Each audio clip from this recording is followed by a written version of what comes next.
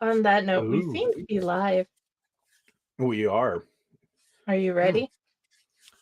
I'm as ready as I'm going to be. I'm dying to.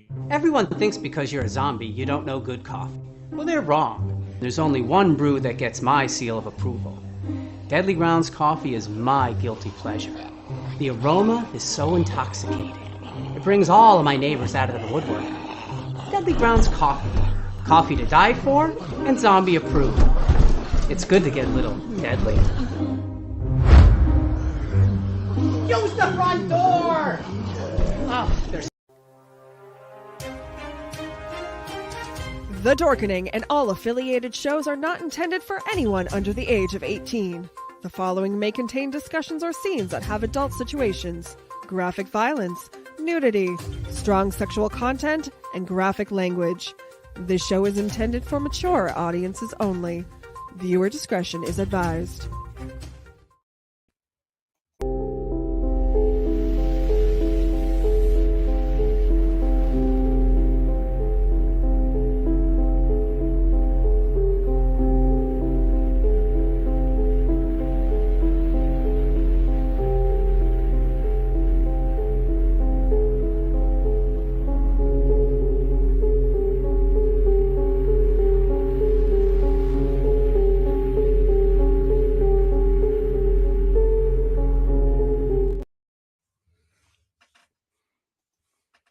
Hello, and welcome back to a new episode of Corpse Garden Chronicles, where we actually talk about the cemeteries. And this is my co host and buddy Pyle, or whichever way I need to say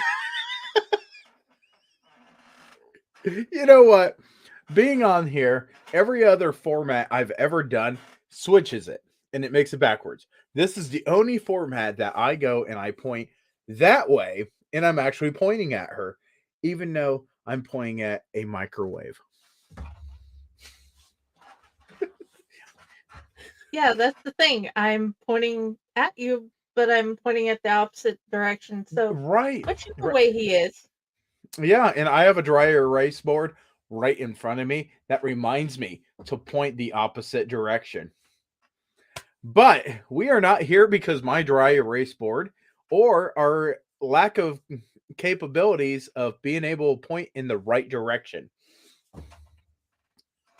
So, this episode, we are talking about natural disasters, cemeteries, and different ways people have buried people because we also wanted to talk about Everest and how they just left the bodies there.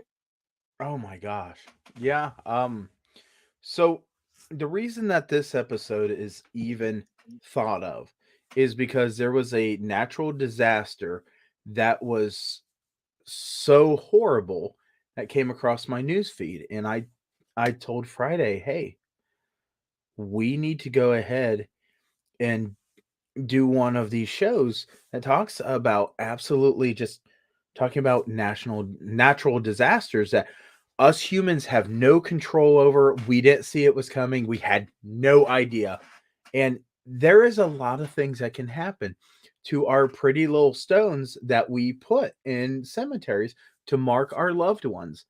And if it wasn't for the caretakers and the different organizations, um, a lot of these cemeteries would actually be wiped off and they, you know, would just become a couple of stones and no one would know actually what was there at any given time.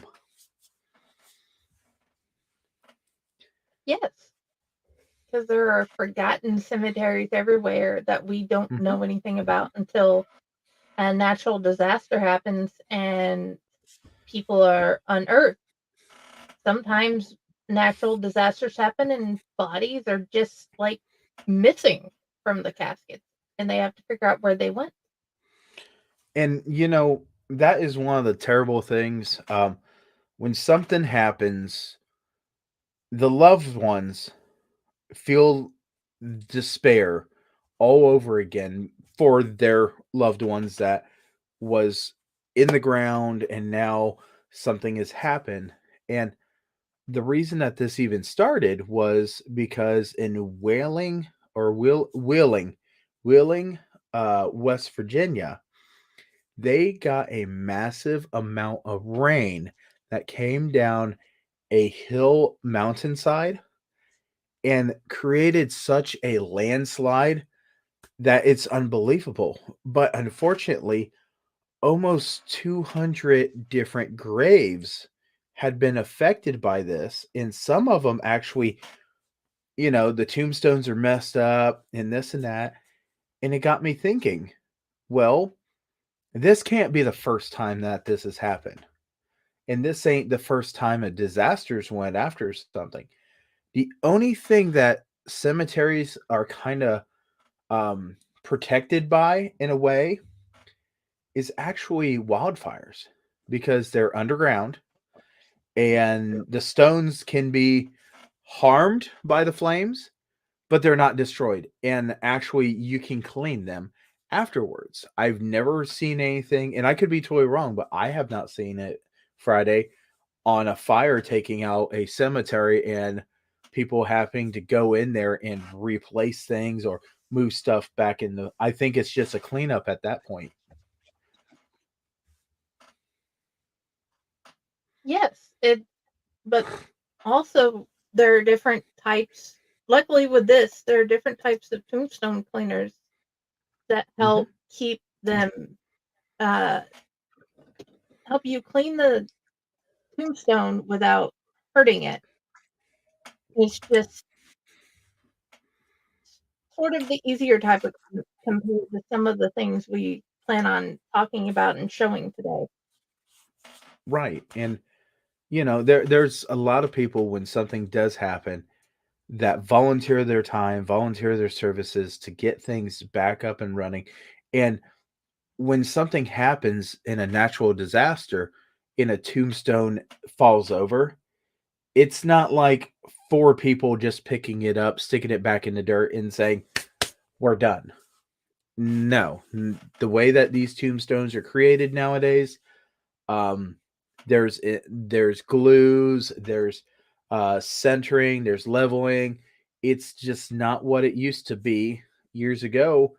You would actually stick a tombstone underneath the ground about a half a foot and it was there. I mean, they didn't think, oh, well, this needs to go past the test of time. And that's why when you find a older cemetery, the stones might be moved, they might be warped, might be broken half. And unfortunately, weather does destroy, and you can't stop it from doing that. Yes. And there's even an entire cemetery where there's nothing but metal tombstones. Mm-hmm. And One of those the are very warped. yeah, one of the cemeteries around here, not too far, about probably 15 minutes away. Their regulation is that you cannot have a tombstone that stands above the ground. It needs to be level.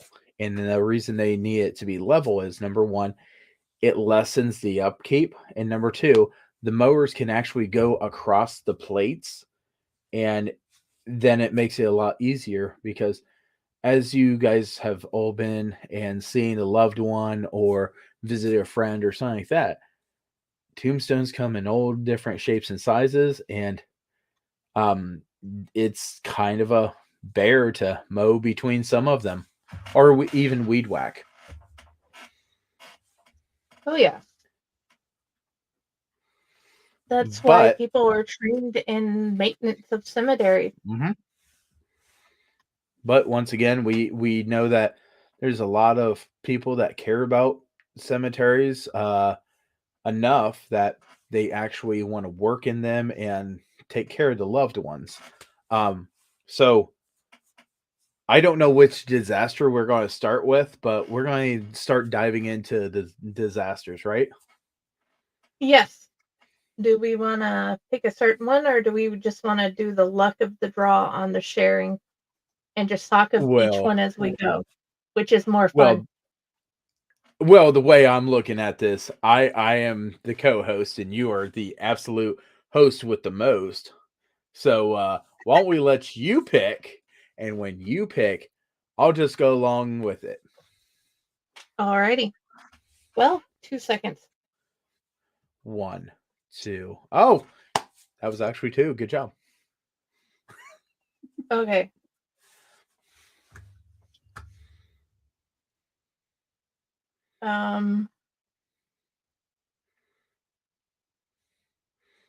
By the way, there's actually a couple of different disasters that we actually found that we would have never thought of affecting cemeteries, which is kind of interesting. Oh yeah, I even found a website about cemetery disaster plan making. That's not something I ever came across. Oh boy, I'm going to have to look this up. Doomsday Prep, file 15. Okay. Now that I'm sure it can be seen. Yep.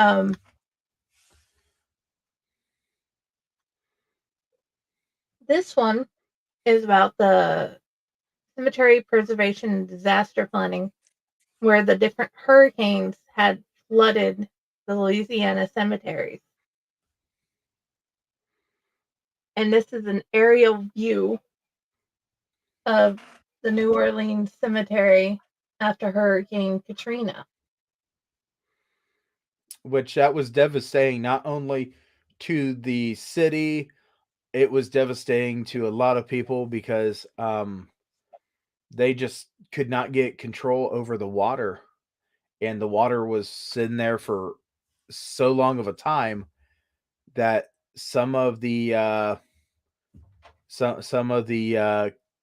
different monuments actually did move around a little bit, which is kind of weird because I never even thought that those being as heavy as they are could be moved, but some of them sank and some of them were actually underneath the water level long enough that it actually was moving them from the air that was trapped.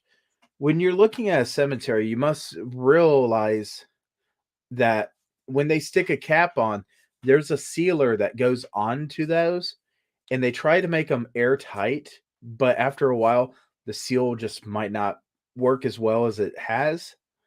But when it comes down to disasters, they're not really thought of that, hey, this is going to be something that we're going to have to work with. No, this is after the water is receded, and you can see the devastation and how some of the monuments had turned. Right? And stuff that is washed up and the receding debris in this picture. Right. And when it comes down to hurricanes and stuff like this, everybody always takes in consideration of the ones that are living and houses and this and that. Then after everybody's counted for and this and that, they start thinking about, well, what about property? And when it comes down to a cemetery, that is pretty much the way that a lot of people look at it, as it is a piece of property that is maintained by whatever. And sometimes after a disaster, volunteers will come in and give their time up for the ones that they've never met that are trying to just have a final resting. This one is after a tornado, and you can see the vegetative debris that was blown around the tombstone. Not so fun of a fact.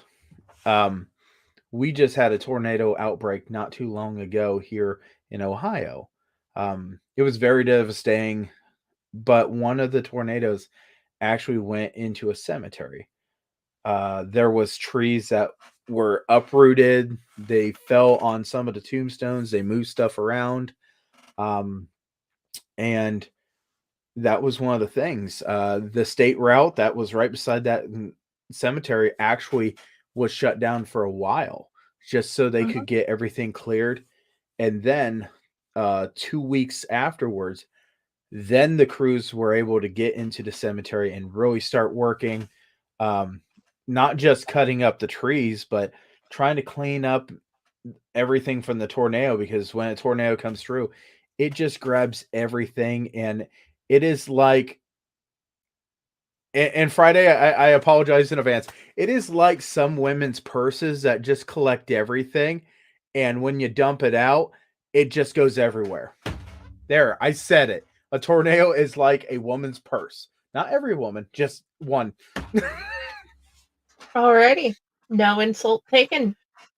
As you can see here in this one, from the Hazards, Colorado education site that we've been looking toward so far, these are different volunteers and cemetery workers that are trying to clean up the debris and find out where the different gravestones are supposed to go back to, because some of them have floated away from their actual spots.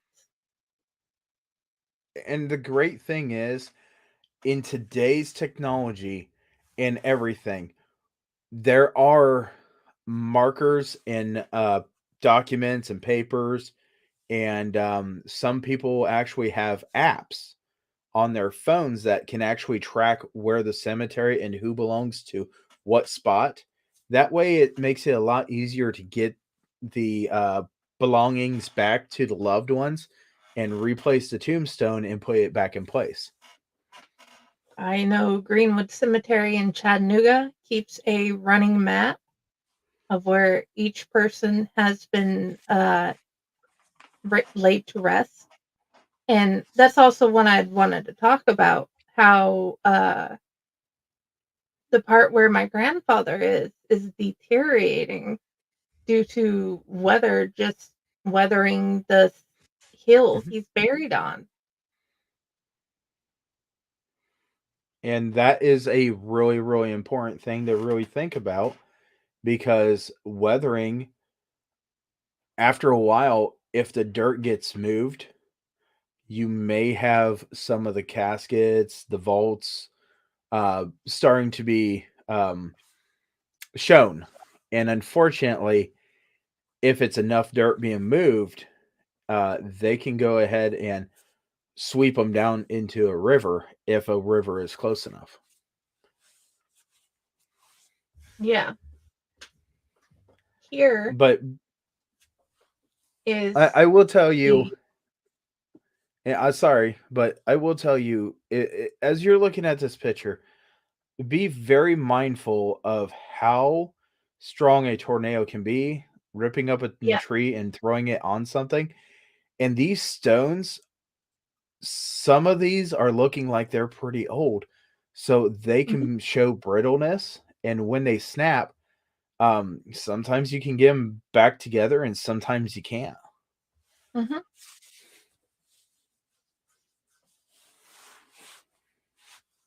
It Look at this entire tree uprooted and how it broke this particular tombstone beside it. I will point out that if you guys don't know the way that a root system is on a tree, if the tree is a certain kind, it can actually take the roots and put it underneath a vault. And when the tree gets knocked over or the tree gets picked up, it can actually rip the vault out of its resting spot and start bringing it up to the surface too. Yes.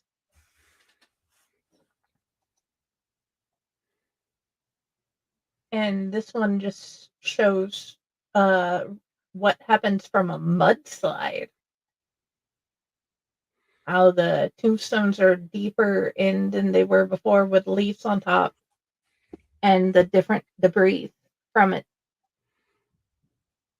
And that is The something that people will have to go in there and they will have to remove the dirt. That way everything can be checked on. And it's when it comes down to it, you think how peaceful a cemetery can be. And unfortunately, Mother Nature wants to rattle doors and show you how fragile a cemetery can be. Speaking of rattling doors, this one shows earthquake damage, toppled stones, and fractures. I didn't even think of that one. I really didn't. Out of the entire list, I didn't even think of that one. But yeah, I mean, that's another thing. Big enough, earthquake can do so much damage, and just to have those stone doors be able to put back in place, they actually probably would need some kind of craning system. And some of these cemeteries, they put everything so close together that is really hard to get that equipment in. So I would love to see how they fix this stuff, because I never Mm-hmm. even thought of an earthquake. But yeah, I mean, when it comes down to this stuff, and I like how some of the new tombstones are actually spots that you can actually stick the cremains in. Mm-hmm. Okay, that is the end of that particular website. I've put it in the comments for any viewers to find and see what they can, if they want to look at it themselves and read the whole uh, article. So let's see.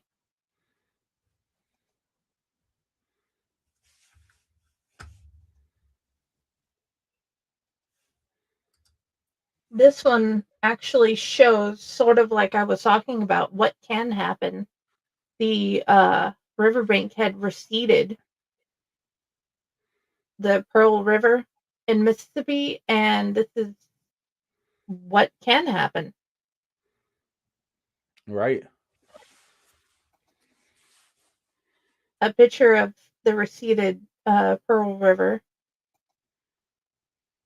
and what heavy rainfall can do.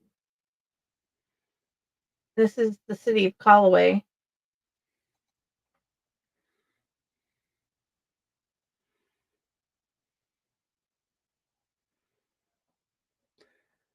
And I do want to point out, as we do these shows, and I love coming on here with Friday and doing these shows and talking about everything that is cemeteries and death and stuff, I guess. It is not to be sad. Um, cemeteries are full of life, truly full of life. I mean, the water being right there, this might be the only time that some of these guys actually get to go fishing in their afterlife.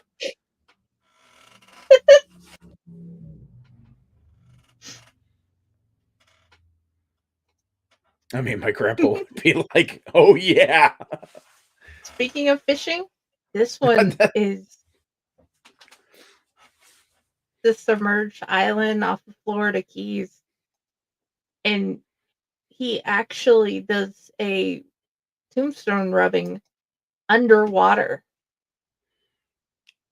Wow, I that didn't is ever pretty think about awesome. doing tombstone rubbings underwater. I didn't know you could until today.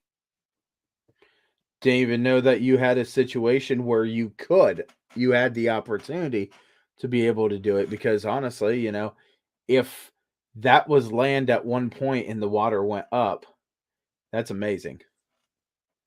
Yeah. Well, I've had a situation where it was part of my grade. We had a field trip to the local World War or Civil War cemetery in Saudi Daisy, and Right? that was part of the assignments, finding about who's there, making rubbings, and talking about the different ones we knew about and what happened in their lives. And that is some of the coolest things, to be able to look at a tombstone and just look at the name and try to figure out who that person was, what they did with their life, um, and possibly what contribution they did, and what happened that they passed away. That's not a good sign. No.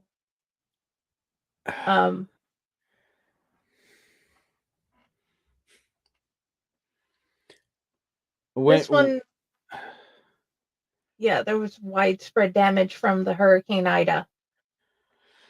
yeah, and the terrible thing is, the hurricanes. We all know that they're going to come. We know, and the reason that I really thought about this whole show and why we need to talk about this is because, you know, we always take care of the living as much as we possibly can. And then we need to go and we need to pay our respects and figure out, how to help the deceased. And I'll tell you what, I absolutely would have loved to go there and pick up that casket and bring it back to where it needed to go. Most of these places that have this type of disasters, first thing that they do is funeral homes will go out and they will collect um, all the caskets and put them in a safe place until everything can be taken care of, where they can go ahead and take uh, the caskets and the vaults and everything and put them back in place. Um, so this one probably floated and got in a position, and that's the thing. There's photos left and right of different caskets that are floating down the river that people have tied to trees just to keep them from going out to way past where. Yeah. Here's another one from the Louisiana Highway 23, where you just see caskets and different debris and what it did with the vehicles and the porch. Right.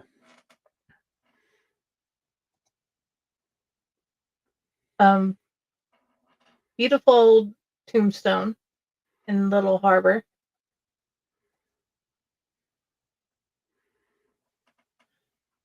More of the flooding.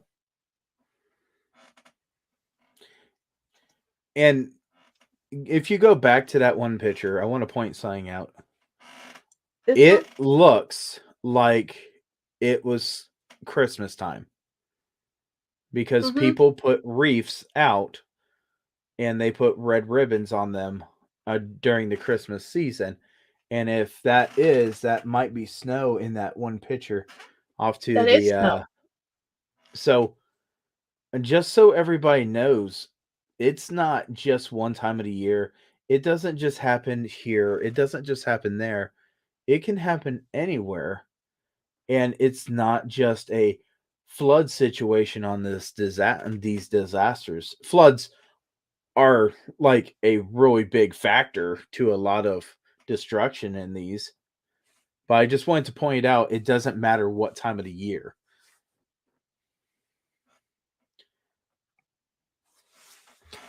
And by the way, if I'm cutting you off, just smack me in the face. I don't want to smack you, but you see things and I see things. Oh, by the way, this is a USA article that I'd read, and I found this one. I have posted in the comments. Really interesting because it talks about different forgotten cemeteries. It talks about how some of the Black community have lost things to time and don't find out about it until older cemeteries are found due to a disaster. Yep. And how hard it is to find out where some things are, because each casket has a serial number, and not every funeral home links the serial number on the casket to the decedent. Right.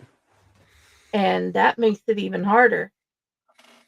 And you have to figure it out by things that may be with the decedent, like their pacemaker or an implanted rod. A lot of places do not, if they can absolutely help it, do not want to break the seal on a casket.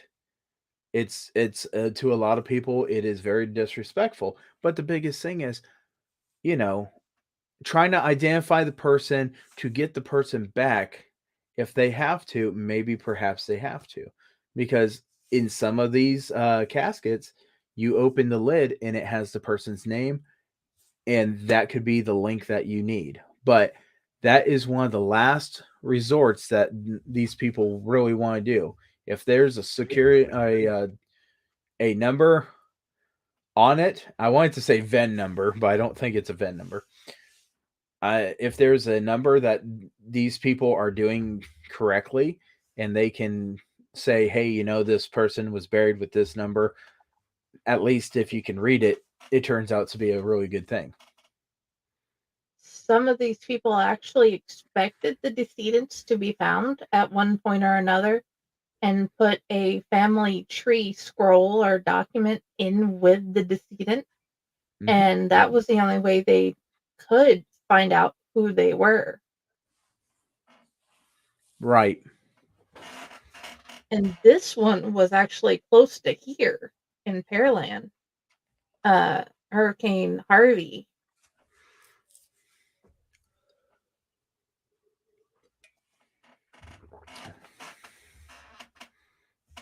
And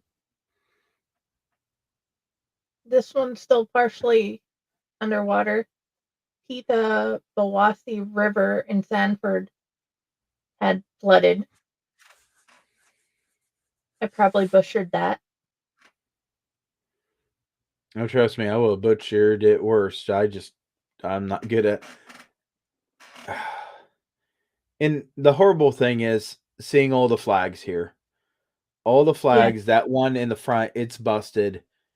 And you know that all these are veterans here that have served, and something has happened way past our control.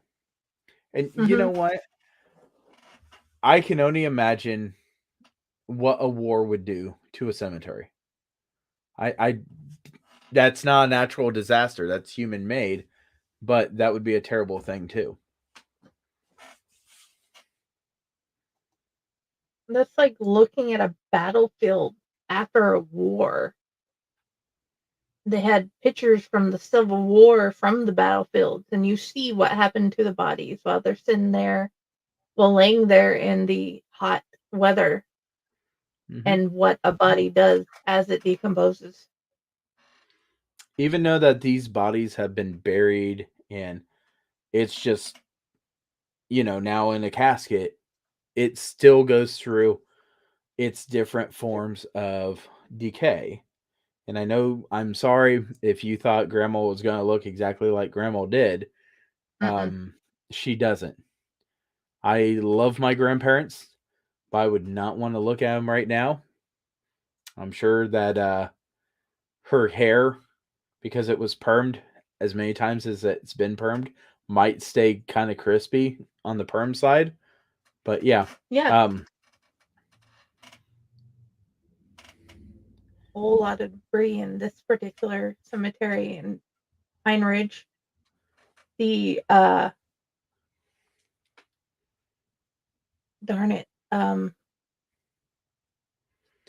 what's the word? The thing they do to the bodies with the trocar, Embalming? and the fluid.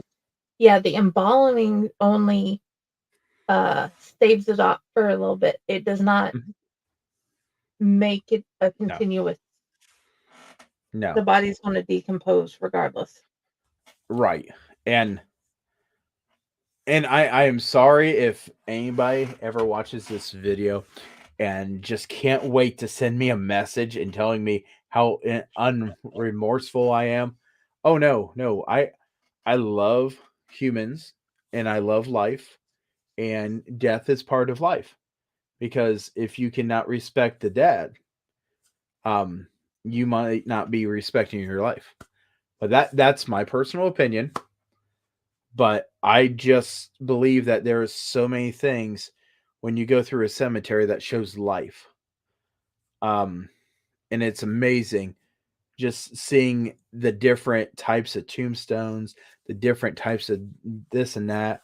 And honestly, the one in front here, those are my grandparents. And she was kind enough to actually put this up here. And I love my grandparents and I do I miss them. But I do not ever want to see a natural disaster destroy where they are resting. I am here not to be morbid. No. It has been very taboo to talk about death, but the thing that has happened a lot in my life, I've laid to rest my parents, my aunts, my uncles, my grandparents. A lot of them when I was really young, and a lot of the adults weren't able to fully explain because they didn't know how to um, talk about it or deal with it. Yes, you can see a real ghost at a cemetery, depending on if they would like you to see them, Sergio or Sergio. I will tell you, But when it comes down to the taboo, this is kind of the reason that this show doesn't show up all the time. It's because, some people are just like looking at it, listening to it, and they just want to get away from it. But, we're very thankful. And a cemetery is to lay the deceased to rest. All the different stuff that goes on is not a funeral in my eyes has never been for the person. Yes, it honors the person, but the different things that happen at a funeral is not for the person that passed. It's for the family, the loved ones, this and that. That way they can get the grief and they can do what they need to do to find their peace and keep on living their life, because no one in a cemetery wants you to stop what you're doing just to mourn them every single day. mm-hmm. But yeah, And the pain lessens, but it doesn't ever fully go away. right. But the reason, like I said, the reason that we even went to bring this up and we were talking about it for a while is because there was a landslide and it affected so many different graves, so many families. And then we start doing the research into this a little bit more. And it's not just there, it's happened across all over. There was The world. there was a part of a mountain that collapsed. And in that mountain had a cave. And in the cave is where those people laid their family members to rest. So you can't rebuild a mountain. So they had to figure out how to do what they did to honor their family members very quickly in a different way. When it comes down to here, we go ahead and we put up a monument. We go ahead and have people. It's just one of those things that this is what we do here. Different places around the earth or around the planet have different ways of honoring.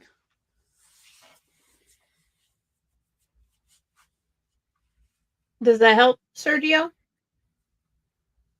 In what we're talking about? Okay. I don't know if he's talking about what we are talking about. Yeah. That's kind of a vague question, and we would like to answer your question.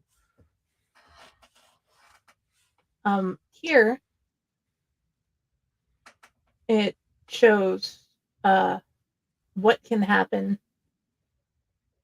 due to flooding in Pennsylvania. You actually can see the tombstones from the side. Yeah, and right there is the two vaults.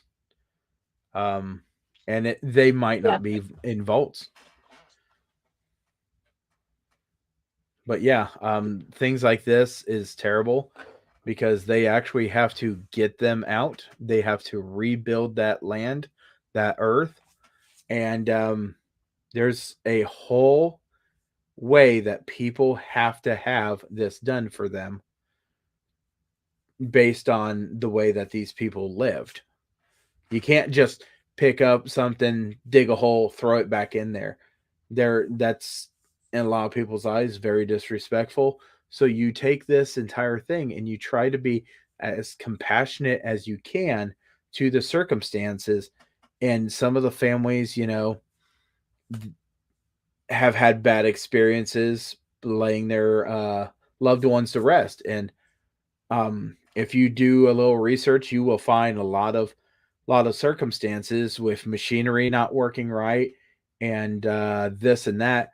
So to have something like that happen and then a natural disaster happen that no one has any control to, it just makes that grieving pain come right back of, oh my gosh, I'm so close but yet so far. Yeah. This is not an easy subject for anybody, especially those going through it. Because you not only have to deal with the fact that your dead one has been unearthed, then you have to deal with the fact that it needs to be done in a certain way. You have to contact your insurance, you have to contact the cemetery, and so many things have to be put together. And then there's also the money involved that may or may not be covered by your insurance if you have insurance. Because not If you put everybody does insurance have on it. homeowner insurance. I will say that I have a lot of mixed feelings when it comes down to Egyptian. And the reason I have mixed feelings is because they were put there to be rest.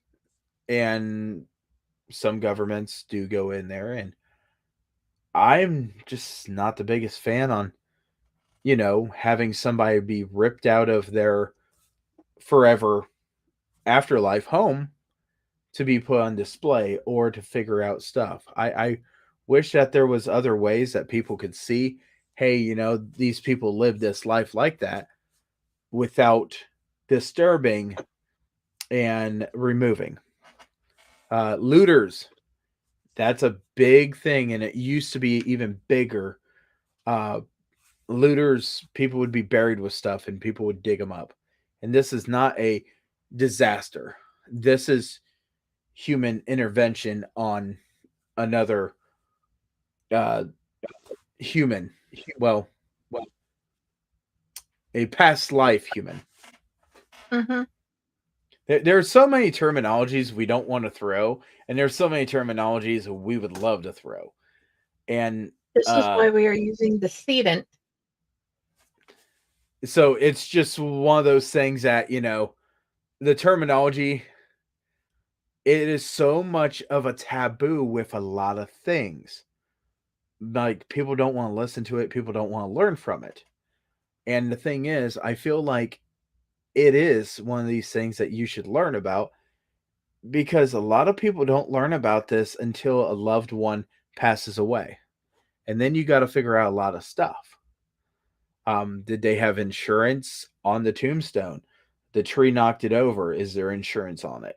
Yes. Okay. That insurance will take care of it. That way your loved one or whatever.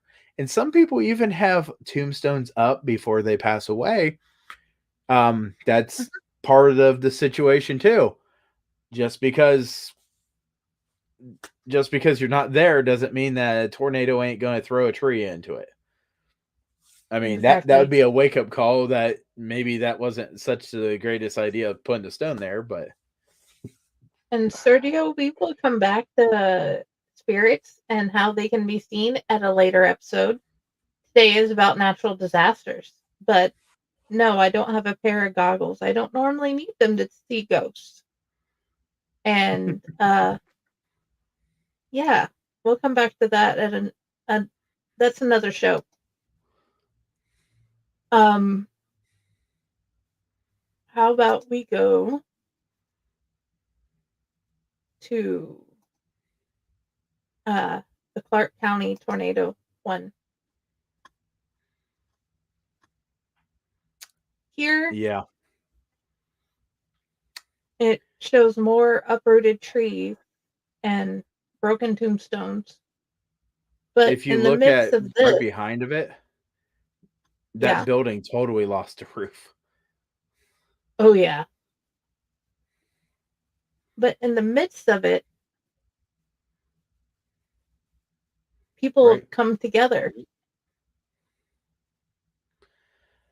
So This is the view from the top of the roof as it's being fixed of that church.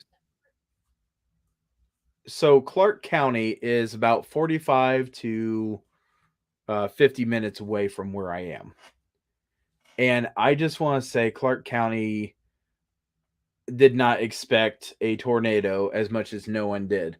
But for it to actually go into the cemetery and rip out the trees, rip out the shrubs, rip off a roof off of this building, it was absolutely something that no one foreseen it coming. And once again, how do you protect yourself from this? You can't. It's Mother Nature that is just going to come in here and she's going to grab it and throw it around. She is a very strong lady. Yeah.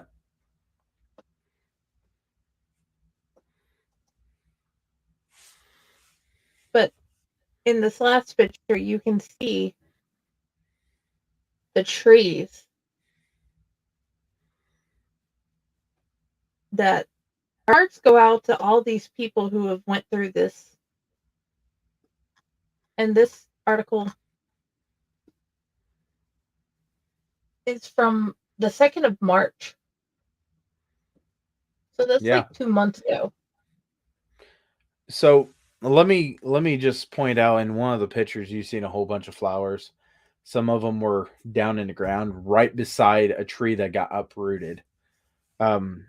When it comes down to a tornado, you never know what it's going to do, what the capability of the tornado is. So it could rip off all the flowers and be done with it, or it could topple over a whole bunch of stones, and it's months of recovery for it. And when I went through that area right after it happened, um, you could just see how it was a cluster of a lot of things. There was things from that cemetery that was found um, down the road.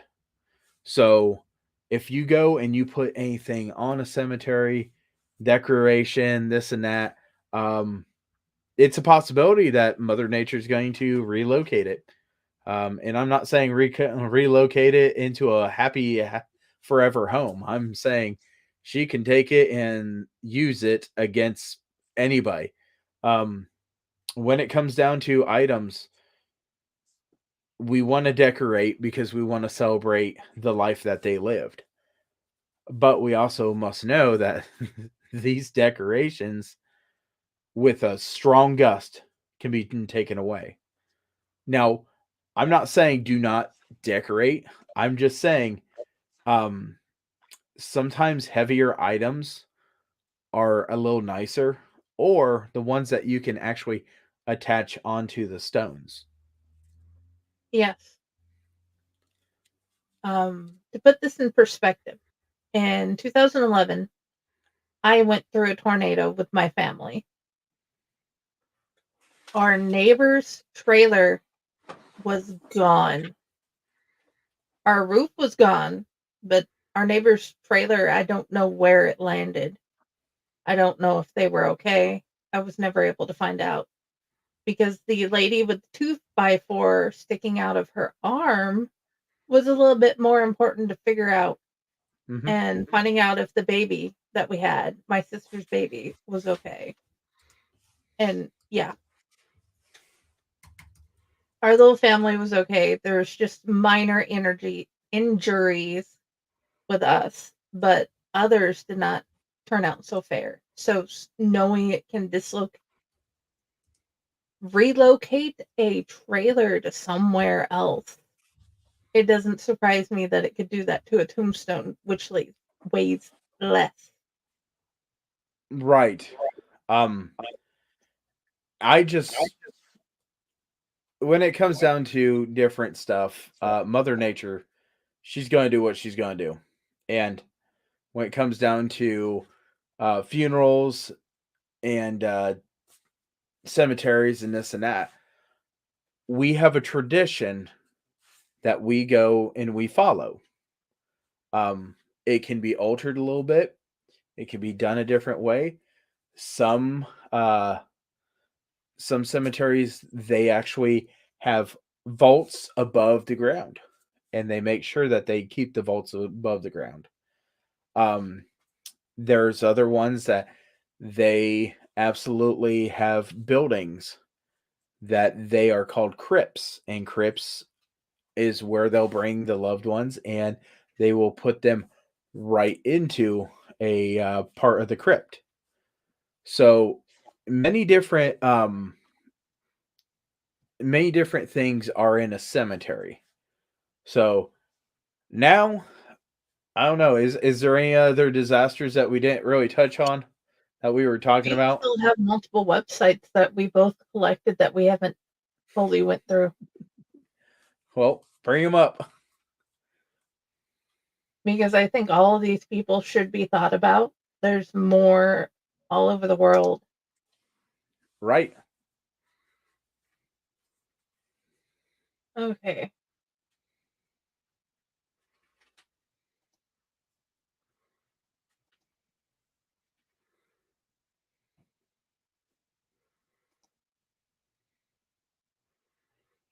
And I'm sorry about the ads. We have no control over the ads. No, we don't. But with this one,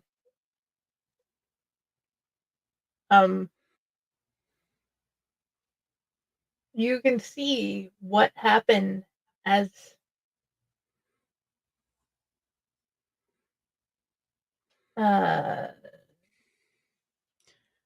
That's the one in West Virginia that started this whole conversation of having a this. landslide.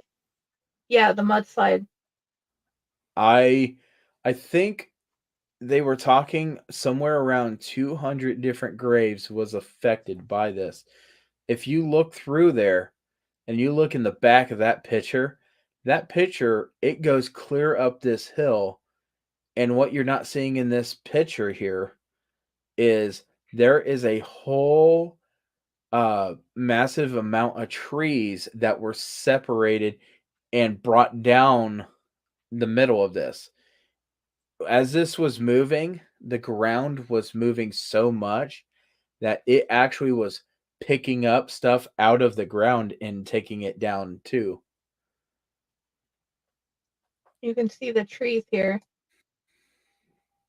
I can't play the whole video, but I can show part. Right. And Here you that's see the more thing. of the trees.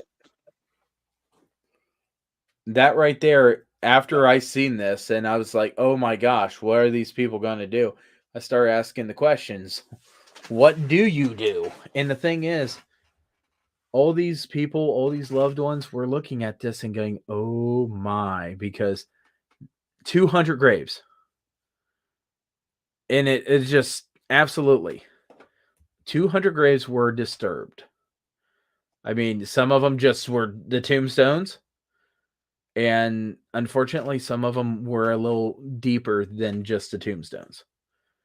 So it's going to be a massive amount of time, effort, and everything for people to go in there with machinery, clear out everything, and start putting stuff back to where it was. And then on top of that, trying to get grass to grow back in that area. It's just going to be an absolutely nightmare because it is such on a hill. Some people say, man, I would want to be on a hill because then I don't have to deal with flooding.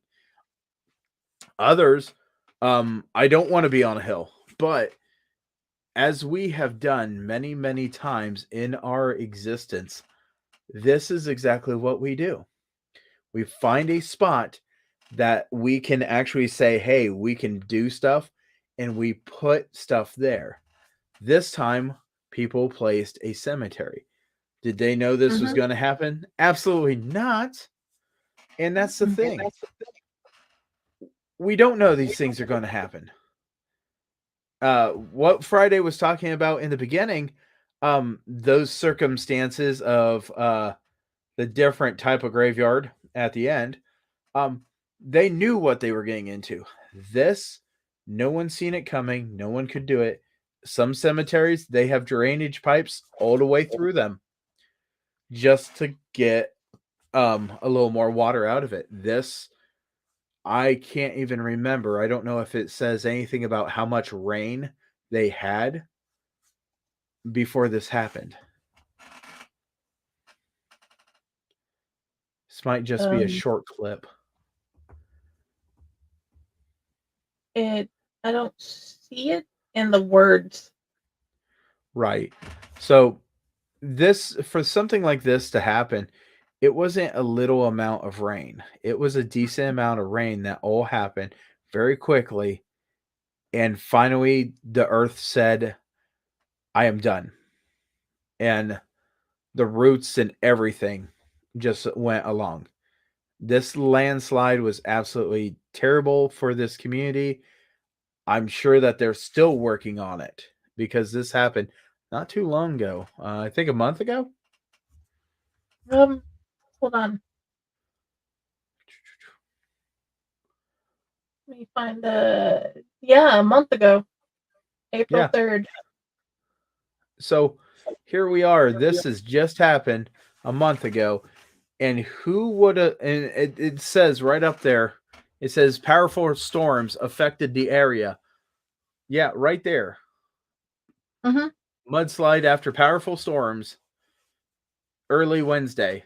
I'm sure everybody had in their mind, hey, this is going to happen. No, that's a lie. No one knew this was going to happen. No one thought that this was going to happen. I can't see someone saying, oh, hey, I was up there and I looked at it and there's a giant crack in the mud. So this can happen to a lot of places. Unfortunately.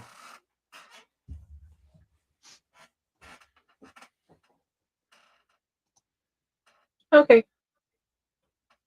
That is horrifying either way. Yeah. And as you looked at that picture, you guys can also see it stopped. It stopped. There was a possibility of it continuing, which will took out even more. And the first assessment, they said, well, that's more than 100. Then the second one, there was more than that. The next one, it was almost 200, or it did finally get into 200. Okay, this one is volcano ash. Is this Pompeii? These are houses. No, this is Palermo. Oh, okay. About 3 years ago. Another thing that, honestly, who would have been able to really think that this would have been so devastating? But we've seen it before, but not in this place and not to this magnitude. I mean, here's different things. Cemetery. I mean, there's nothing that you can see except for barely what's there. Right there, that's different crypts. Those are probably urn crypts, I do believe. Possibly. It doesn't really say. But this is something that, once again, how do you look at the world and say, oh, I'm going to go in there with a shovel? It's going to take a while to clean it up, and the loved ones are the ones that are going to. I'll tell you what, we're giving a lot of free advertisement to a lot of things here, because there's a lot of ads on this stuff. Unfortunately, I can't open a site without finding them. Right. Right.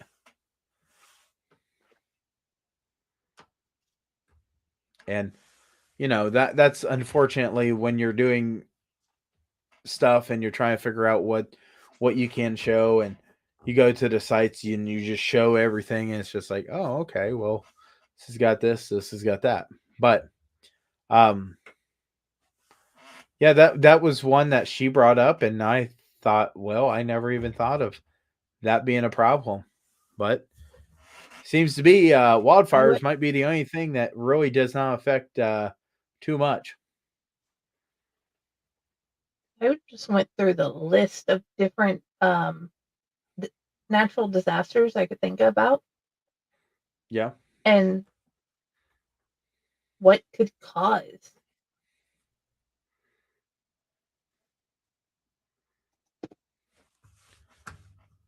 But this happens so often that there's an entire website to what you should do if there are disasters, what you can think of to start building one for your local area. Right. And honestly, sometimes that's one of the things that after everything gets done and everything is being handled, cemeteries are sometimes the last thing to get worked on, just because everybody is working on what they have during their life to work on and fix. Once you get that done, then it's a little easier to start getting people into a cemetery and working on the cemetery, getting the cemetery back up and running. But another sad part, people don't stop dying. Mm-mm. So as soon as the cemetery is under, has a disaster, people are still dying. And maybe that might be in the cemetery that they were supposed to go to. I know that people have had to reroute where they've been buried just because of different circumstances. Does that ever sound like a great idea? Nope. Because grandma bought that plot. Grandma said, this is where I'm going to be buried. And unfortunately, sometimes it just don't work out that way. No. Although one thing we did talk about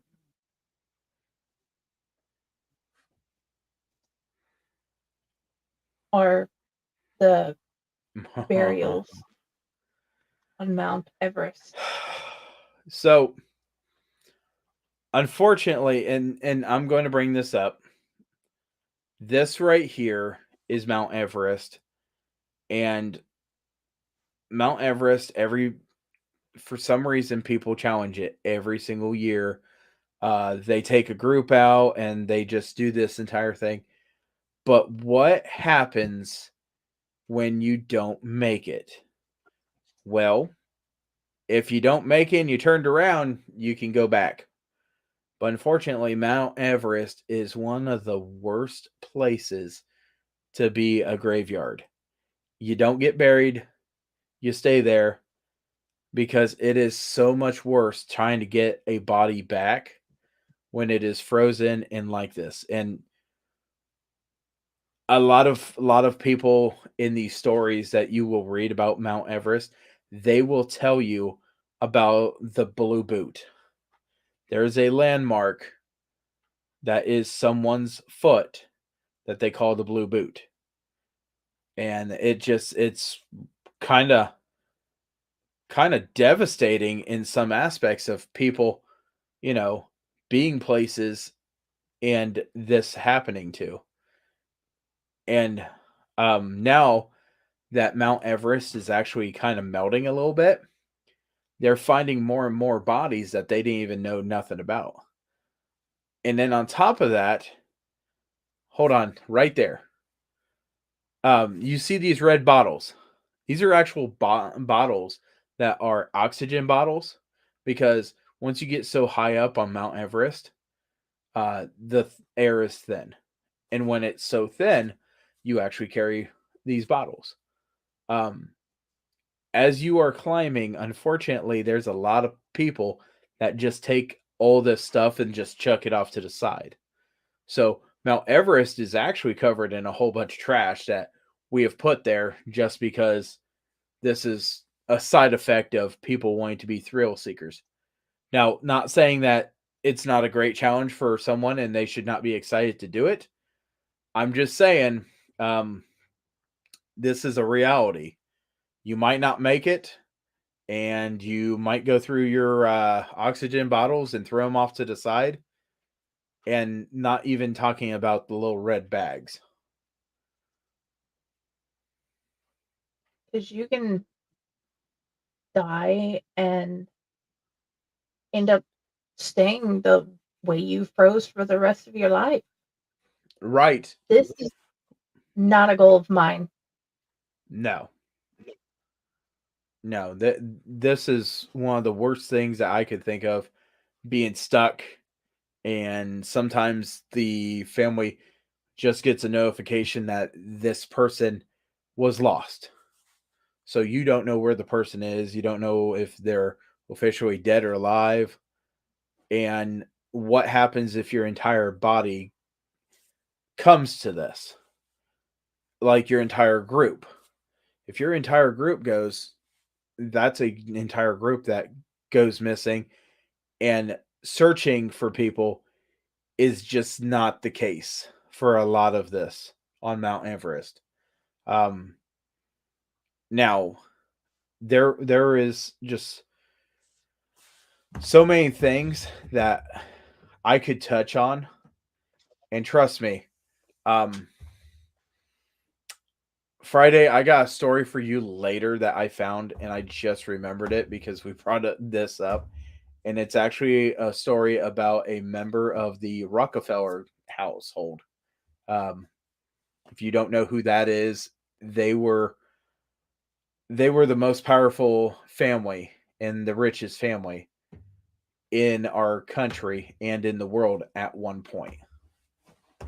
But Yes. yeah, going back to this, being frozen and you become a landmark, you almost become your own tombstone, because you're not thawing out anytime soon. And if you do, or you're stuck in the elements, some of these guys, they get buried alive. And when they get buried alive, you might not find them until you're like attaching a rope to something that you think it's a rock, and you come to realize, hey, that's a person, or what's left of a person.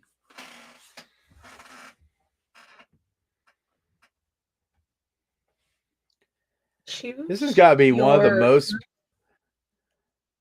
Go ahead. Choose your thrill seeking wisely. Right. So right. you find out whether or not you can live through it. By the way, once again, this show is not supposed to be sad, upsetting, or anything like that. It is just looking at the afterlife and kind of going through different parts of it. Because we're all going to find it. Just hopefully we don't find it like this guy. And that's a terrible way to go. And that's also a terrible way for anybody to be presented. And I'm absolutely surprised that somebody's not like, oh my gosh, will you please get that off my screen by now? It's a sad truth. It really is. People go up missing all the time with this. There is a whole group of people that go out and they volunteer their time and services to go into lakes, rivers, streams, and ponds to find missing people. And they're very good at what they do. It's a terrible thing. People go missing all the time. You don't know what happened to them. And that is a reality. Now, Friday, correct me if I'm wrong. We're not here to make someone feel bad about this, right? No, I don't want to make anybody feel bad about going up Kilimanjaro or Everest or any other mountain. I want you to think about what you need to do to keep yourself safe while you're doing so, what the risks are, making sure you have a guide. Mm-hmm. I want you to be safe in your thrill seeking. I also want you to understand that just because we like these places for our family to rest doesn't mean the same natural disasters that Right. happen to our homes. I just had to have my parts of my roof fixed because of a bad storm. And That this is doesn't also mean it can't hurt your cemetery. right. And this is also a show that's trying to make it a little peaceful, understanding the circumstances that might happen. And that is the biggest thing I am on here to do, is just to try making it a little more peaceful and educating. And there are many people out there that have brought light to the uh whole whole circumstances of, unfortunately, your life stopping. But, we don't want to look at you guys and have you guys look at it and go, well, this is horrible. No, we want you guys to celebrate your family, your friends, this and that. Everybody has their own different ways to do it. I've been in cemeteries that they have had liquor bottles constantly at graves. Um, I've heard people saying it's a beautiful thing just to walk through. Uh, I can't wait to go here in 2 years with my son to New Orleans, because New Orleans has some of the best cemeteries.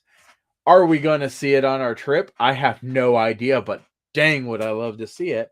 I love the way that their culture is, because they just don't celebrate, oh, this person is laying in a casket. No, they celebrate life, and celebrate life so powerfully. I love it.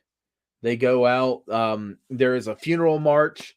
Not saying that everybody's got funeral marches, but it's great that there are funeral marches, um, that people celebrate the person's life, and they don't go and ask the question of why are they not here anymore. They celebrate them knowing them spending time with them.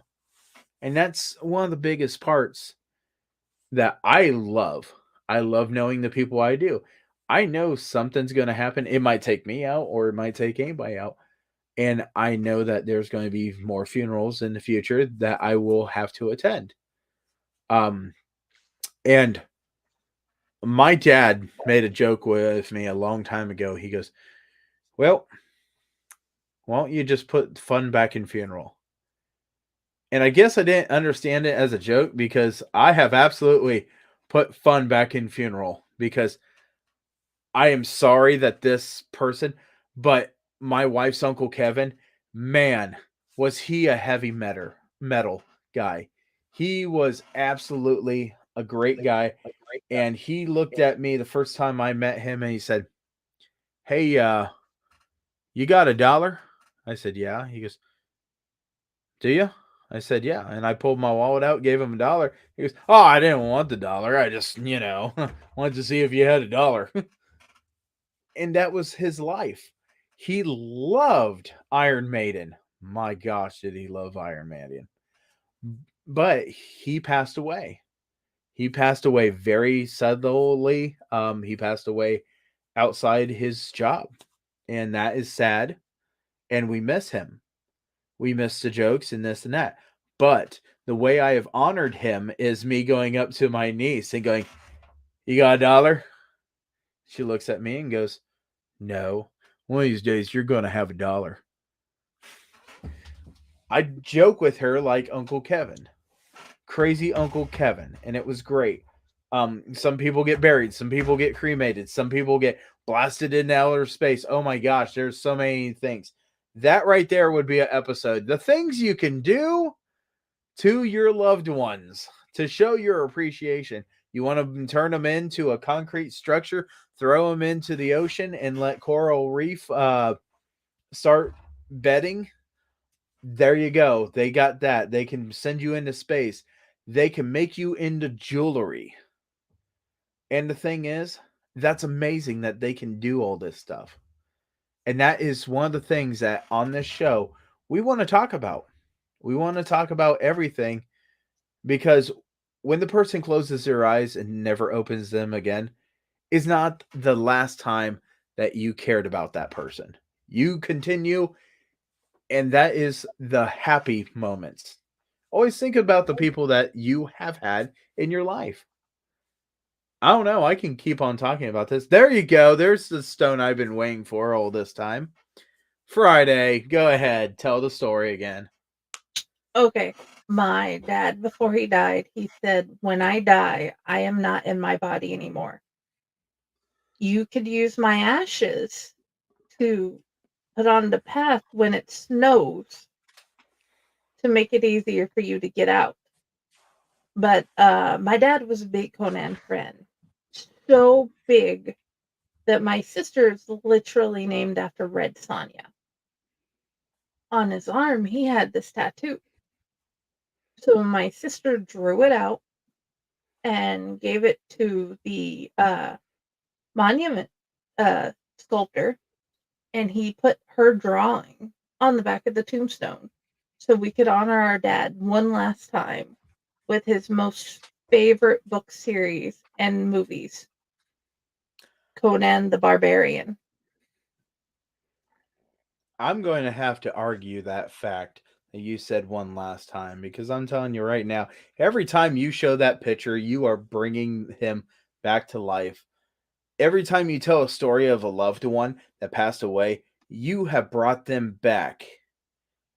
They will always be with us in the stories, the memories, and this and that.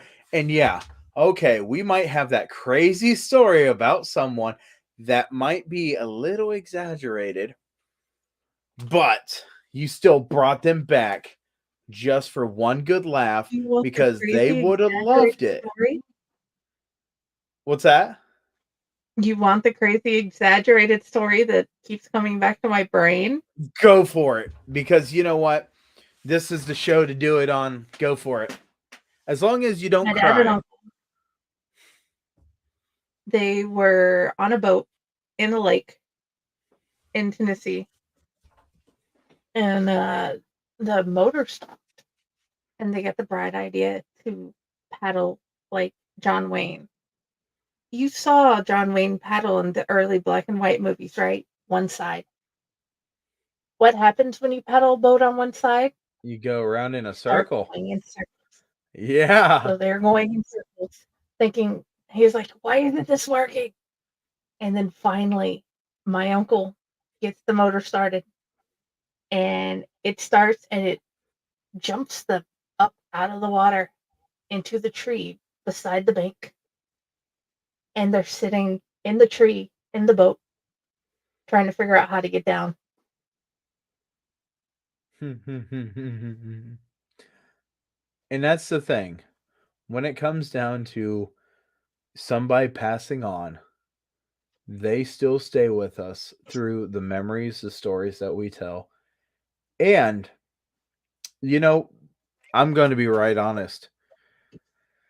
YouTube and other stuff has made it so much easier for us to look at the people that have been here with us in our lives and documenting it. A lot of different platforms are.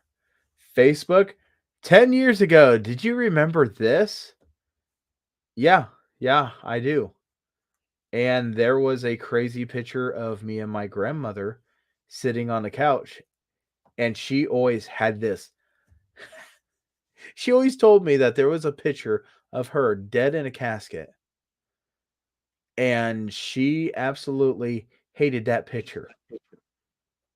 And I started laughing. I said, "How did you get a picture of you in one of those? Because you've never been in it." "Yeah, I know, but unfortunately, this was the dementia talking." And you know what? I sat down right beside her. I took a picture of me and her together and I posted it on Facebook and I said, "There. Now we will always have this great picture of us on Facebook." And Facebook reminds me about it over and over every single year. Hey, a year ago. Hey, 3 years ago. 7 years ago. And I'm not mad at it for it one bit because it reminds me of that moment. And they taught me a lot of things, how to work, how to do stuff, how to do this and that. And I'm very, very excited always to talk about them. And I have other grandparents that have taught me other things. And I am very thankful that they have taught me different things. So, it's one of those things that, yes, we make these stories. Yes, they passed on, but we do not let them disappear because we still remember it. I remember Uncle Kenny, big Uncle Kenny, big heart, wonderful person. We made sure that he was the king of the luau for our 4th of July celebration. And the funniest time that I ever seen him almost dying laughing was the time that Dad set off some fireworks. One shot up, one came back down, went in the bag of fireworks. Dad took off running. Dad's hula skirt dropped down to his knees. He fell down. Uncle Kenny seen this and started laughing so hard that everybody was worried about his health because he was laughing so much. And these are the great reminders that we have. That's why in the Mexican tradition of the Day of the Dead, they lay out pictures and they decorate different cemeteries. And when they decorate the different cemeteries, they make sure that they give skull candies and other stuff to celebrate the life that person has had. By the way, this is totally off the track of disasters, but it's okay. Because here on the Owl Light Network, we have a squirrel that runs through every single one of our brains, and we just can't stay on track of one topic. So Tusker is all our friend. Well, Dell ain't giving us the warning either. No. But no, anything else you want to say about this? So I'm sorry. we can talk about this since we are nearing the end of the show. Oh, yeah. Okay, so yeah, we squirrel off towards the end of shows and this and that. But without a doubt,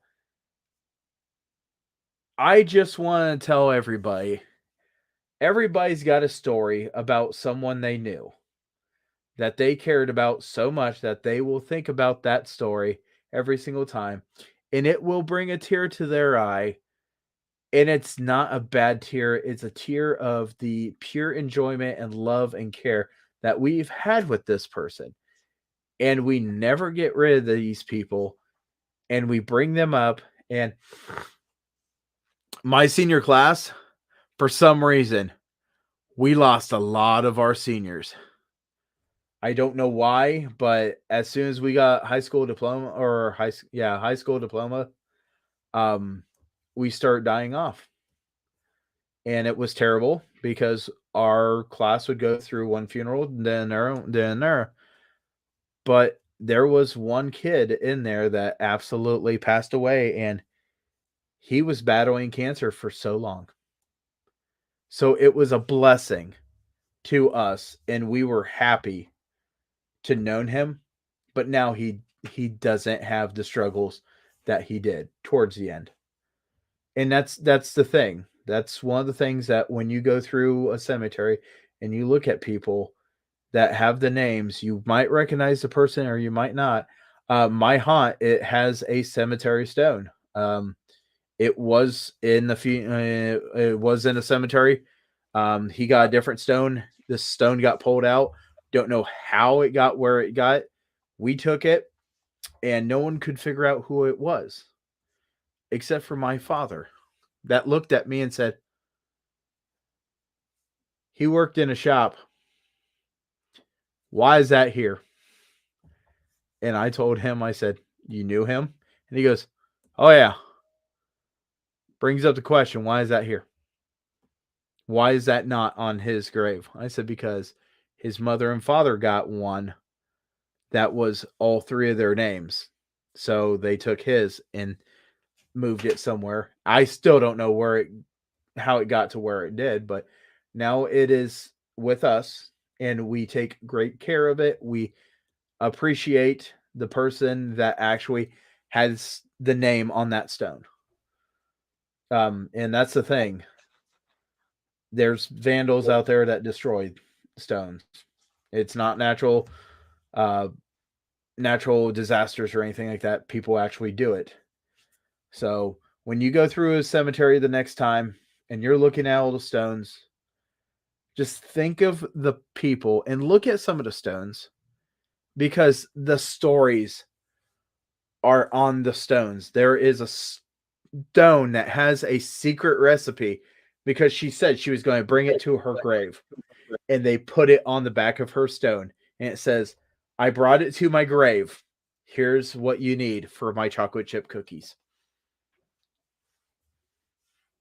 I So, remember anything else you want to add?